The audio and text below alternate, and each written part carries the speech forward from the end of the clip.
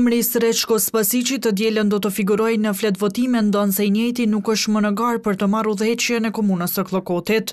Spasiqi iniciativës Uniteti Kombëtar Serb që kaloi raundin e parë të zgjedhjeve për të ballafaqur në balotazh me listën serbe, njoftoi se ka vendosur të tërhiqet nga gara e të kalojë pikërisht në partinë prej së cilës ishte kundërkandidati i tij. Dugagjini ka provuar të marrë edhe një qëndrim nga kandidati i cili së fundmi u bashkua listës serbe, por i njëjti nuk ka qenë i qasshëm gjatë ditës. Këto veprime të momenteve të fundit i vlerëson si ndërhyrje nga Serbia Arbër Emini, i cili ishte në garë për kryetar të komunës së Kllokotit. Kjo ndikim direkt i Serbisë e Milan Radojčićit. Sreçko Spasiqi është indikum për tyne dhe ka dalë për tyne, është një koordinim i strukturave legale Serbisë, është angazhimi Milo Stojkovicit, janë videot, janë dëshmi që ka bo thire më mbështet lista serbe edhe së nëse janë në komunën e Kllokotit.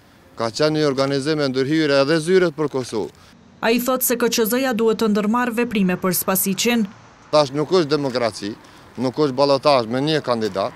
Unë kum kërku nga KQZ-ja certifikimin e kandidatit për kryetar komunës Sreçko Spasiq, sepse nuk përfaqëson tash interesat e qytetarëve dhe votin e lirë demokratike. Besoj që KQZ-ja duhet me reflektuar.